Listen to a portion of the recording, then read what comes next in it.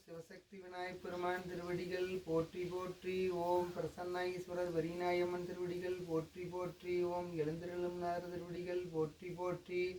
ஓம் பொற்றாக எழுந்திருளி இருக்கும் நாறு திருவடிகள் போற்றி போற்றி. ஓம் ஆருத்ரா கபாலீஸ்வரர் வரிநாயம்மன் திருவடிகள் போற்றி போற்றி.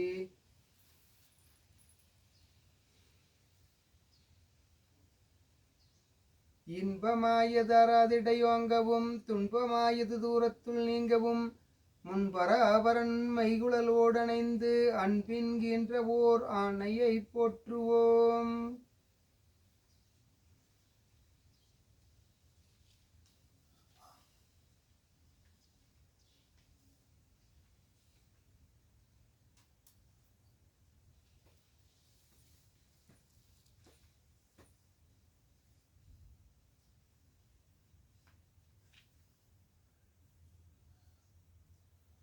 கல்லாளின் புடையமர்ந்த நான்மறை ஆரங்க முதற்கற்ற கேள்வி வல்லார்கள் நல்வர்க்கும் வாக்கிருந்த பூரணமாய் மறைக்கு அப்பாலாய் எல்லாமாய் அல்லதுமாய் இருந்ததனை இருந்தபடி இருந்து காட்டி சொல்லாமல் சொன்னவரை நினையாமல் நினைந்துவ தொடக்கை வெல்வம். ஊழியர்கோன் வெப்பொழித்த புகழியர்கோன் கடல் போற்றி ஆலிமிசை கல்மிதப்பில் அணைந்த பிரான் அடி போற்றி வாலிதிரு நாவலூர் வந்தொண்டர் பதம் போற்றி ஊழிமலி திருவாத ஊரர் திருத்தாள் போற்றி போற்றி.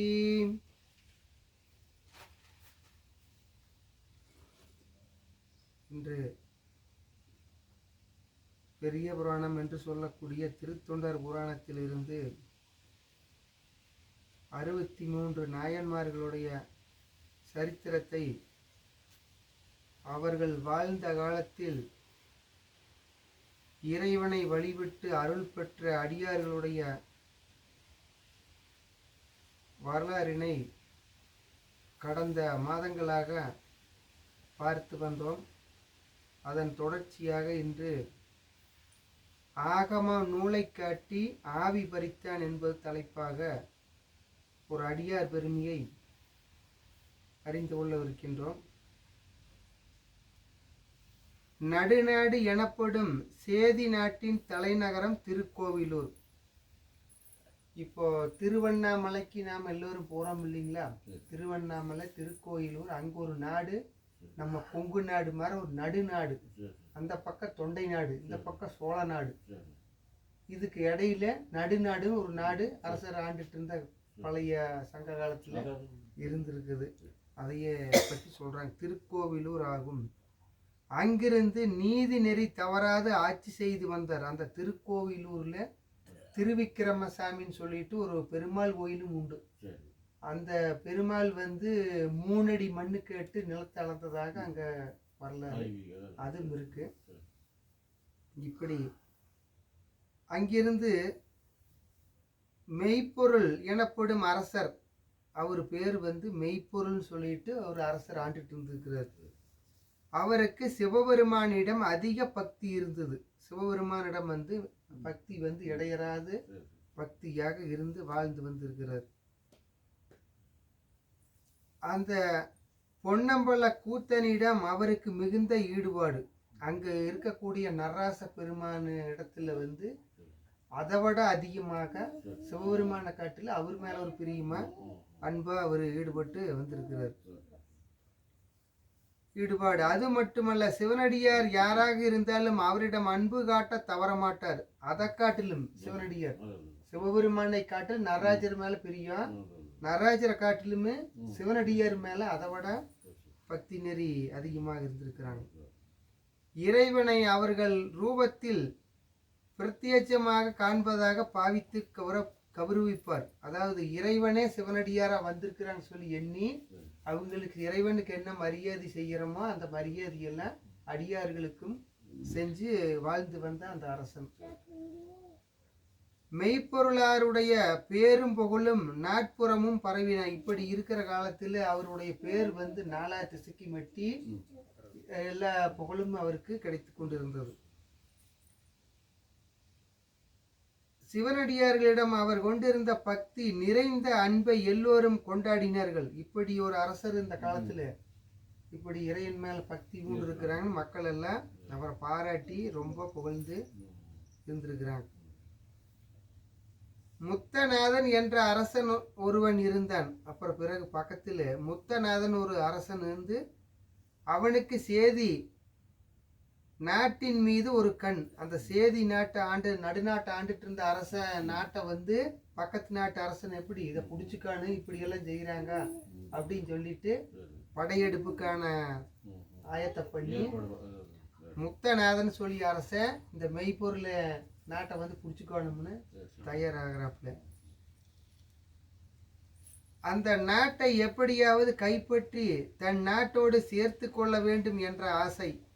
ஆகவே 4 வித படைகளையும் திரட்டி கொண்டு மெய்ப்பொருளாளரோடு சண்டைக்கு வந்தான். அந்த நடுநாட்டு அரசன் கூட சண்டைக்கு வாரக்கு தயார் பண்ணி படையெல்லாம் திரட்டிட்டு வந்துட்டு இருக்கிறாங்க.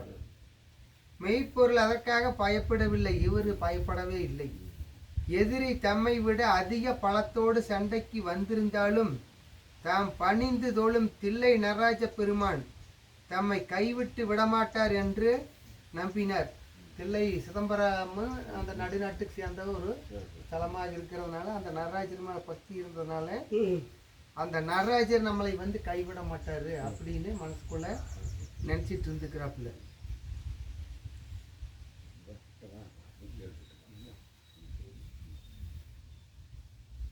தம் படைகளையும் திரட்டிக்கொண்டு சண்டைக்கு புறப்பட்டார்.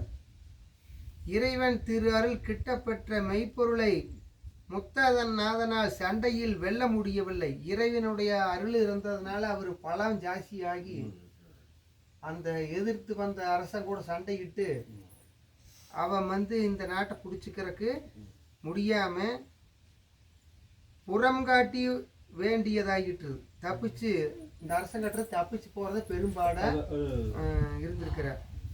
இருப்பினும் அவன் தன் நம்பிக்கையில் தளரவிடவில்லை.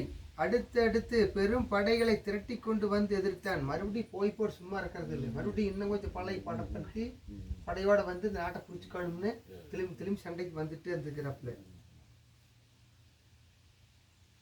பல முறை சண்டையிட்டும் அவர் எண்ணம் மட்டுமே ஈடேறவில்லை. படைகள் அழிந்துதான் அவன் கண்ட பலன். படைகள் அழிஞ்சு போனதுதான் கண்ட பலன். இந்த நாட்டை பிடிக்கானுங்கிற ஈடேறவில்லை அந்த அரசனுக்கு. நேரடியாக யுத்தம் செய்து மெய்ப்பொருளாளரை வெல்ல முடியாதென்று உணர்ந்தான் முத்தநாதன். இந்த ஆள் கூட போய் நேரில் முட்டி மோதி செய்ய முடியாது, நாட்டை பிடிக்க முடியாதுன்னு முத்தநாதன் வந்து அந்த அரசன் யோசனை பண்ற. அவரை வஞ்சகத்தினால் தான் வெல்லலாம் என்ற முடிவுக்கு வந்தான். ஏதாவது ஒரு சூழ்ச்சி முறையில இந்த ஆளை வென்று நாட்டை பிடிச்சிக்கணும்னு யோசனை பண்றாங்க. சேதி நாட்டை தான் கைப்பற்ற முடியவில்லை.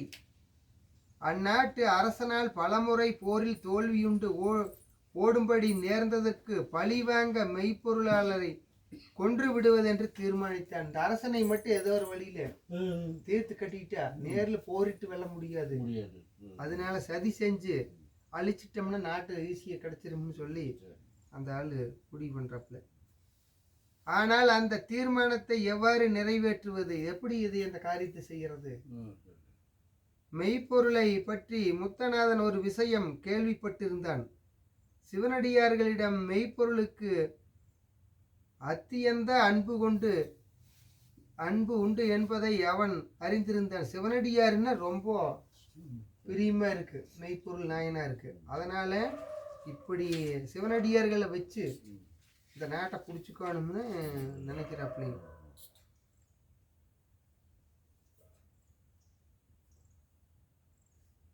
ஆகவே அந்த ஒரு வழியை கொண்டேதான் தன் வஞ்சக எண்ணத்தை நிறைவேற்ற முற்பட்டான்.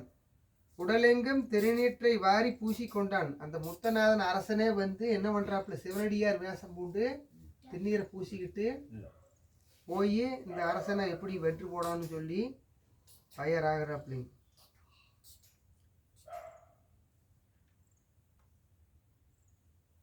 தலையிலே ஜடமுடியை கட்டி கொண்டான். இப்போ பெண்கள் எல்லாம் சில பேர் வந்து முடி வளர்ச்சி இல்லைன்னா ஒரு முடியை வச்சு கட்டி சடை விடுவாங்க, குடும்பம் போடுவாங்க, இப்படி எல்லாம் செய்யறது உண்டு. அதுபோல் அன்னைக்கே அந்த அரசன் வந்து ஜடாமுடி வச்சு கட்டி தயாராகிட்டாப்புல.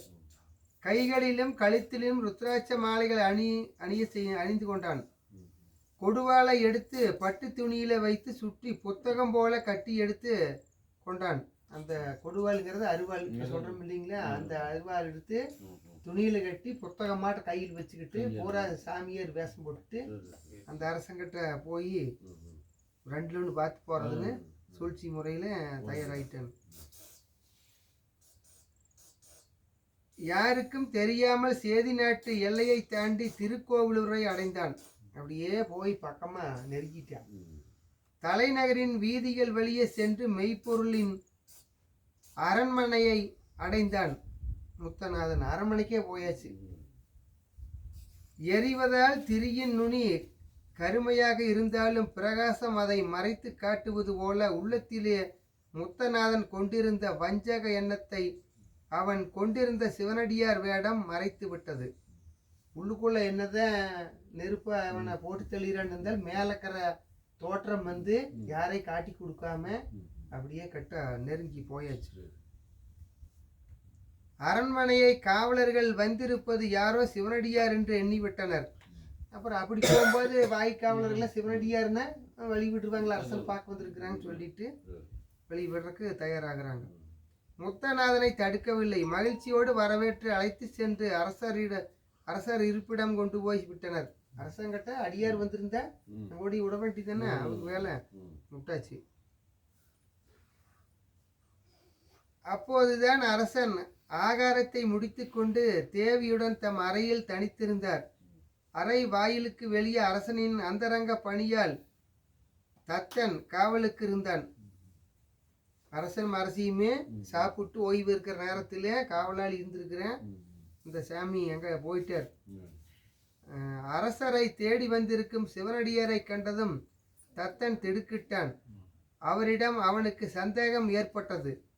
ஒரு குறிப்பிட்ட வகையாக திருநீர் பூசாமல் உடலெங்கும் பூசிக்கொண்டிருப்பது இதற்கு முன்பு திருநீர் பூசி அவருக்கு பழக்கமில்லை என்பதை எடுத்து காட்டியது. திருநீர்னா ஒரு வைக்க வேண்டிய இடம் ஒரு முறை இருக்குது, அது இல்லாம இந்த ஆளுக்கு தெரியாம ஏகமா பூசிட்டதுனால சந்தேகம் வருது இந்த காவலாளிக்கு.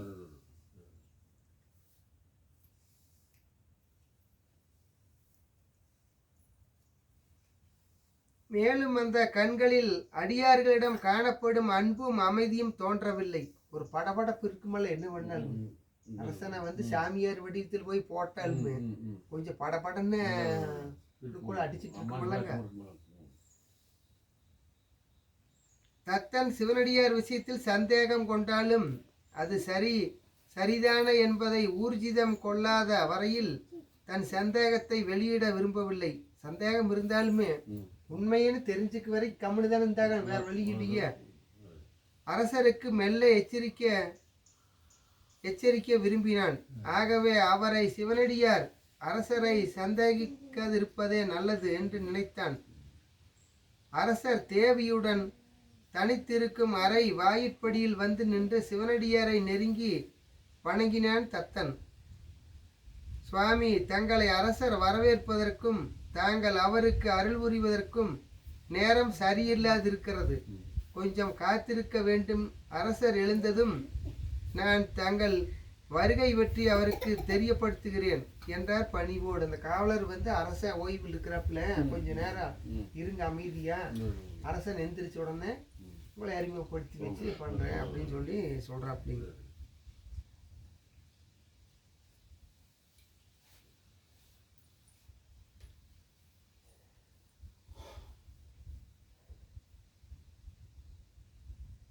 அரசன் தனித்திருக்கும் வேலையை தானே முத்தநாதன் எதிர்பார்த்தது. ஆகவே தத்தனை அலட்சியமாக நோக்கினான். அடே, அரசருக்கு தருமத்தை கூட நான் வந்திருக்கிறேன், நீ இங்கே நில் என்று கடிந்து கூறிவிட்டு அறையினுள் நுழைந்தான். சிவனடியார்னு எப்பவுமே வந்து பயப்பட மாட்டாங்க, சொன்னதை உடனே நிறைவேற்றான்னு எதிர்பார்க்கக்கூடியவங்க. அந்த காவலாளிக்கு என்ன சொல்றாங்க, அடே, அரசருக்கு தருமத்தை கூற நான் வந்திருக்கிறேன், அரசருக்கு தருமம் சொல்றக்கு வந்திருக்கிறேன், நீ தடுக்காத அப்படின்னு சொல்லி நீ இங்கே நில்லு என்று கடிந்து கூறிவிட்டு அறையினுள் நுழைந்துட்டார். உள்ள போயிட்டாரு. ஏன்னா அங்கே போய் சமகாரம் பண்ணணுமே, அதுக்கு நேரம் வேற நீ நம்ம நெருங்கியாச்சு கிட்ட வந்தாச்சு விட்டு போட்டு போகிறதா அப்படின்னு சொல்லி அரசர் மெய்ப்பொருள் மஞ்சத்தில் சயனித்திருந்தார். பக்கத்திலே அவர் தேவி அமர்ந்து கால்களை பிடித்து கொண்டிருந்தாள். சிவனடியாரை கண்டதும் தேவி திடுக்கிட்டு இருந்தாள். பக்கத்திலே அமர்ந்து தூங்கிக் கொண்டிருந்த கணவரை எழுப்பி சுவாமி சிவனடியார் வந்திருக்கிறார் என்றாள்.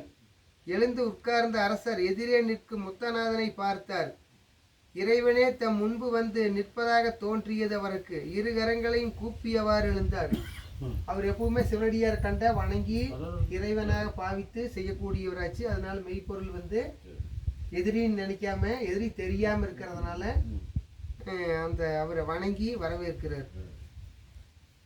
சுவாமி, தங்கள் வருகையால் என் உள்ளம் விவரிக்க இயலாத மகிழ்ச்சியை அடைகிறது. இப்படி அமருங்கள் என்ற ஆசனத்தை காட்டினார். ஆசனமெல்லாம் போட்டு கொடுக்கறதுக்கு தயாராகி வரவேற்பு பண்றார். முத்தநாதன் அங்கே போடப்பட்டிருந்த ஆசனம் ஒன்றில் அமர்ந்தார். ஆசனத்திலே அமர்ந்துட்டார். அரசர் அவன் அருகில் வந்து, எம்பெருமானின் அன்புக்கு பாத்திர மாணவரே, என்னை தேடி தாங்கள் வந்திருப்பது பற்றி தெரிவிங்கள். எதுக்காக இங்கே வந்திருக்கிறீங்க சொல்லுங்க அப்படின்னு கேட்குறாப்புல. நான் முடித்து தர வேண்டிய காரியம் இருந்தால் சொல்லுங்கள் என்றார். அரசன் வந்து, நான் ஏதாவது செய்ய வேண்டியிருந்தால் சொல்லுங்க அப்படின்னு சொல்லி கேட்குறாங்க. அரசே, இறைவன் முன்னர் திருவாய் மலர்ந்தெழிய ஆகம நூல் ஒன்று என்னிடம் இருக்கிறது. இப்பூமண்டலத்திலே வேறு எந்த இடத்திலும் அந்நூல் வழக்கில் இல்லை. அதை படித்து உமக்கு உபதேசிக்க எண்ணம் கொண்டு வந்தேன் என்றார் முத்தநாதன். இந்த மாதிரி ஒரு மிகச்சிறப்பான ஒரு நூல் எனக்கு புதுசா இருக்குது என்ற இடத்துல அது வந்து பக்தி நெறிக்கு உகந்தது, அது உங்களுக்கு உபதேசம் பண்றதுக்கு நான் கொண்டு வந்திருக்கிறேன் அப்படின்னு சொல்லி சொல்றாப்பு. அரசரின் உள்ளம் குதூகலத்தில் நிறைந்து சிரம்பூப்பி அடியார் வேடத்தில் இருக்கும் முத்தநாதனை வணங்கினார். இப்படி ஒரு சாமி நம்ம தேடி வந்திருக்குது, புதுசா எதை சொல்ல போறாங்க அப்படின்னு ரொம்ப ஆவா அவனுக்கு அரசனுக்கு. சுவாமி, அடியேன் செய்த பாக்கியம்தான் என்ன? இப்போதே தங்கள் திருவாக்கால் அவ்வாகமத்தை எனக்கு உபதேசித்து அருளுங்கள் என்று வேண்டினார். அதில் இருக்கக்கூடிய சொற்களை எனக்கு கருத்துக்களை சொல்லுங்க அப்படின்னு சொல்லி அரசன் கேட்கறாப்லிங்.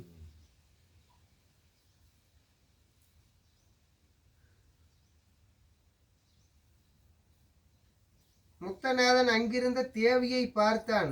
அவள் அங்கிருந்தால் அவன் வந்த காரியம் எவ்வாறு பூர்த்தியாகும்? தேவி பக்கத்தில் இருந்தா இந்த ஆளை வெட்டி வீழ்த்த முடியாது. அதனால இந்த அம்மா வக்கட்டத்தை தாட்டானுமல்லாம் அதுக்கு திட்டம் போடுறாப்புல.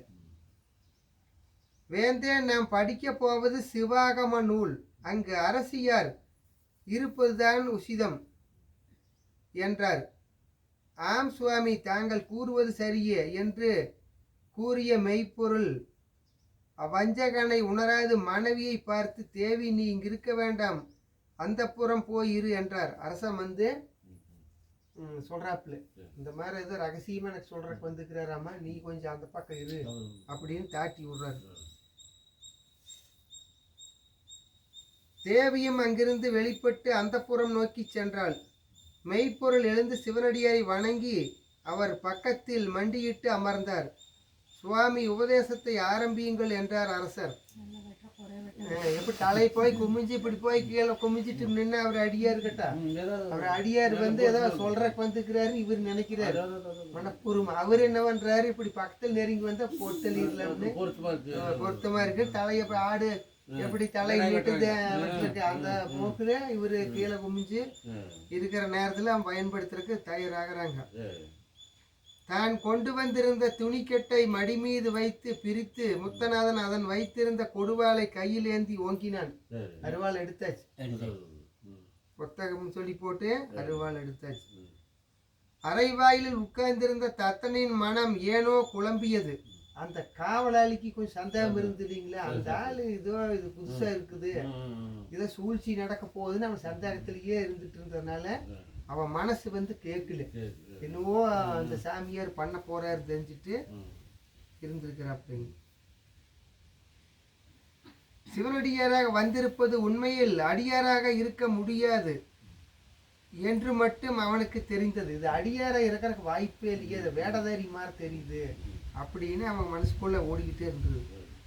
வந்திருப்பது யார் என்பது அவனுக்கு தெரியவில்லை. அரசருக்கு எச்சரிக்கை செய்த பின்னரே அவரை சந்திக்க செய்ய வேண்டும் என்ற அவன் முயற்சி வெற்றி பெறவில்லை. அதுக்குள்ளேயது இந்த ஆளு நானே போய் பார்த்துக்கிறேன், இங்க வந்துட்டு சிவனடியார் அவனை அதட்டி விட்டு உள்ளே போய் விட்டாராச்சு. அறையினுள் தேவியார் இருப்பதால் ஓரளவு அவன் நிம்மதி கொண்டான். அரசி இருக்கிறதுனால கொஞ்சம் நம்பிக்கையோட இருந்த அரசியும் தாட்டி விட்டாச்சு. அதனால அவனுக்கு சுத்தமாவே இவர் மேல சந்தேகம் வந்துடுது. ஆனால் சற்றைக்கெல்லாம் தேவியாரும் வெளிப்பட்டு சென்று விட்டவே அவன் சந்தேகம் வலுக்க தொடங்கியது. ஏதோ இதுல சூழ்ச்சி நடக்க போகுதுன்னு தெரிஞ்சுக்கிட்டு அரசருக்கு ஏதும் ஆபத்து நேர்ந்து விடக்கூடாது என்று அவன் நெஞ்சம் துடித்தது. அவனால் குமைந்து கொண்டு அருகே உட்கார்ந்திருக்க முடியவில்லை. ஒரு இடத்துல உட்கார்ந்திருக்க முடியவில்லை. மெதுவாக அரை வாய்ப்பிடியை நெருங்கி உள்ளே எட்டி பார்த்தான். அடுத்த சனம் அடே வஞ்சகா என்று அலறியபடி உள்ளே பாய்ந்தான். காவலாளி கொடுவாள் எடுக்காம இந்த காவலாளி உள்ள நுழையுமே அப்படி பாய்ந்துட்ட ஒரே பாய்ச்சலா. தத்தன் நினைத்தது நிறைவேறிவிட்டது. அந்த காவலாளி நினைத்தது நிறைவேறிக்குது. கழுத்தின் பின்புறத்திலே பாய்ந்து கொடுவாளுடன் நாட்புறமும் ரத்தம் பீரிட்டு ஓட தரையில் சாயவிருந்த அரசரை ஒரு கையால் தாங்கி பிடித்தவனாய் உடைவாளை உருகி ஓங்கியபடி சிவனடியார் வேடத்தில் அமர்ந்திருக்கும் முத்தநாதனை வெட்ட போனான். அதுக்குள்ள முந்திட்டாப்புல அப்புறம் நடுங்கும் கரங்களால் தடுக்க முயன்றவராய் மெய்ப்பொருள் தத்தா என்று அழைத்தார்.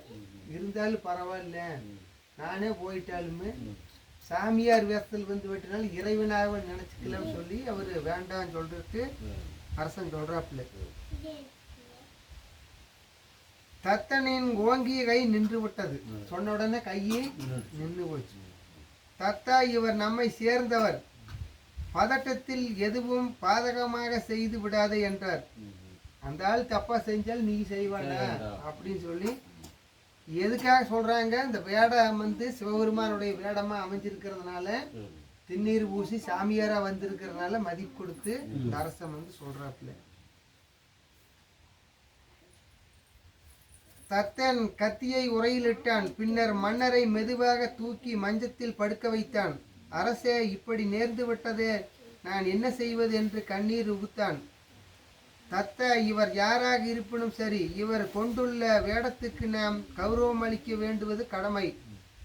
இந்த சிவனடியார் வேடம் போட்டதுனால நாம கடமையத்தை செய்யணும்.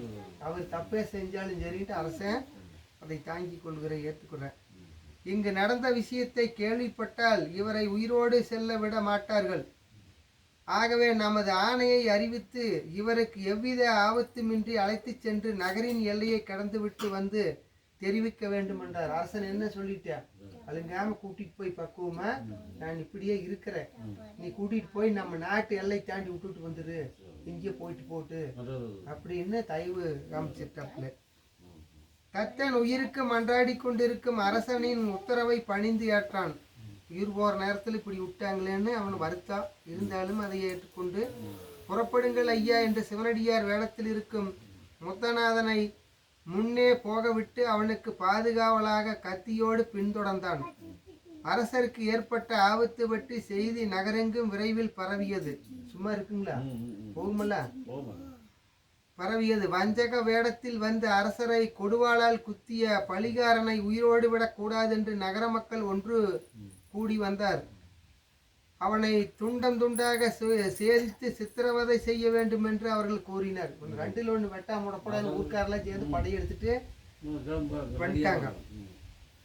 தத்தன் மக்களை நோக்கி அரசருடைய ஆணை எடுத்து கூறி அவருக்கு எவ்வித ஆபத்துமின்றி எல்லையை கடக்க செய்வது அரசரின் விருப்பம் என்பதை தெரிவித்தார். அந்த மாதிரி அரசர் உத்தரவு போட்டாங்க, கொண்டு போய் விட்டு வர சொல்லி, அதை ஒன்றும் செய்யக்கூடாது அப்படின்னு சொல்லி சொல்றாப்லிங். அரசரின் தூய்மை உள்ளத்தின் விருப்பத்தை தடை செய்ய எவருமே துணியவில்லை. சரி, இப்படி அரசர் உத்தரவு விட்டாரு, என்ன செய்யறதுன்னு யோசிச்சுட்டு கம்முன்னு விட்டாங்க. ஒதுங்கி முத்தநாதருக்கு வழிவிட்டார். சரி, கொண்டு போய் விட்டு தொலைன்னு சொல்லி வச்சுக்குவீங்க, போயிட்டு இருக்கிறாங்க. நகரின் எல்லை வரை முத்தநாதனை அழைத்துச் சென்று பத்திரமாக விட்டுவிட்டு அரண்மனைக்கு திரும்பினான் தத்தன். அவன் வரவை எதிர்பார்த்து நெஞ்சிலே உயிரை பிடித்துக் கொண்டிருந்தார் அரசர். தத்தன் வர வரைக்கும், காவலாளி வர வரைக்கும் உசுர கையில் பிடிச்சிட்டு அரசர் மெய்ப்பொருள் இருந்திருக்கிறார். அரசரை நோக்கி அவரை பணிந்து எழுந்தான் தத்தன். தத்தா, அடியார் பத்திரமாக போய் சேர்ந்தாரா என்று ஆவலோடு கேட்டார் அரசர். அரசே, சிறு காயம் கூட ஏற்படாதவாறு பத்திரமாக இல்லை இடந்து விட்டு விட்டு வந்தேன் என்றார் தத்தன். கொண்டு போய் விட்டு வந்தேன் அப்படின்னு சொல்றாப்டி. அரசருடைய முகம் மலர்ந்தது. இரு கைகளையும் கூப்பி தாம் வணங்கும் இறைவனுக்கு நன்றி தெரிவித்தார். சாமி வந்து நினைக்கிறார், எனக்கு இப்படி ஒரு துன்பம் நேர்ந்தாலும் அது உன்னுடைய செயல் என்று நினைத்து இறைவனை வேண்டுகிறார். அவர் நெஞ்சம் ஐந்தெழுத்தை பக்தியோடு ஓதியது. ஓம் நமச்சிவாய அப்படி என்று மந்திரத்தை சொல்றார். நம் அருகில் கவலை தோய்ந்து முகத்தோடு நிற்கும் மந்திரியாரையும் குமாரர்களையும் பார்த்து தாம் மேற்கொண்ட அடியார் பணியை தொடர்ந்து கடைபிடிக்குமாறு வேண்டினர். அதாவது மக்கமாறு மற்ற மந்திரி போக்குவரத்து எல்லாரும் வந்துருவாங்க இல்லைங்களா, அவங்ககிட்ட வந்து நான் செஞ்சுட்டு வந்த பணியை தொடர்ந்து செய்யுங்கன்னு சொல்லி உத்தரவு போடுறார். திடீரென்று அந்த அறையிலே பிரகாசம் ஒன்று தோன்றியது. அதன் நடுவே சிவபெருமானை தேவியோடு மெய்ப்பொருளாருக்கு தரிசனம் கொடுத்தார். சிவபெருமான் எங்க வந்தாரு? அந்த இடத்துக்கு இறுதி நேரத்துக்கு தேவியுமே ஆமா இறைவனுமே ரெண்டு பேருமே வந்து காட்சி கொடுக்குறாங்க. மெய்ப்பொருள் எம்மிடம் பக்தி கொண்டு எம் அடியார்களை அன்புடன் நடத்தியதோடு வஞ்சகனாக இருந்தாலும் எம் சொரூபத்தை கொண்டிருந்தால் கௌரவித்த உன் உயர்ந்த பண்பை கண்டு பெரிதும் மகிழ்வுறுகிறோம். எம்மிடம் நீங்காத பக்தி கொண்ட நீ எப்போதும் எம்மிடம் இருக்கலாம் வா என்று அழைத்தார். சிவபெருமான் இந்த அளவுக்கு நீ பக்தியா இருக்கிறதால நீ என் கூடவா வந்துருன்னு சொல்லி கூப்பிடுகிறார். மெய்ப்பொருளார் ஆனந்த பரவசத்தில் திளைத்தார். இறைவனை போற்றி கொண்டாடினர். அந்த அளவிலே அவர் ஆவி விருந்து அந்த சோதியிலே கலந்து மறைந்தது. அந்த அடியார் வந்து சிவபெருமான் ஏற்றுக்கொண்டு விட்டார். அப்ப இதுல இருந்து என்ன சொல்றேன், எந்த எதிரியா இருந்தாலும் சிவனாக பாவித்து நாம் நடந்து கொள்ளணும்னு சொல்லி அறிவுறுத்துது இந்த நமக்கு அடியாருடைய வரலாறு. ஆனா இப்ப இருக்கிற உலகத்திலே முடிந்த வரைக்கும் அந்த அளவுக்கு பக்தி இருக்குமான்னு சொல்ல முடியாது. நாம சாக்கிரியத்தை இந்த அளவில் பூர்த்தி செய்து கொண்டு அடுத்தது ஈசனை ஒதுக்கிய அன்பர் என்ற தலைப்பிலே அடுத்த நிகழ்விலே தெரிந்து கொள்ள இருக்கிறோம். இந்த அளவிலே நிறைவு செய்து கொண்டு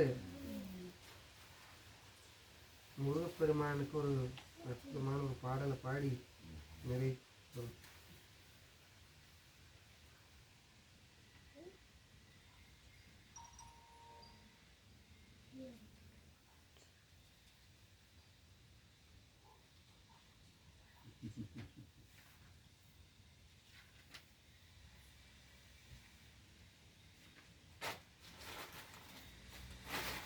கரத்தாய் போற்றி பசும்பொன் மாமயிலாய் போற்றி முன்னிய கருணையர் முகப்பரம்பொருளே போற்றி கண்ணியர் இருவர் நீங்க கருணை வதிரியே போற்றி என்னிரு கண்ணே கண்ணுள் இருக்கும் மாமணியே போற்றி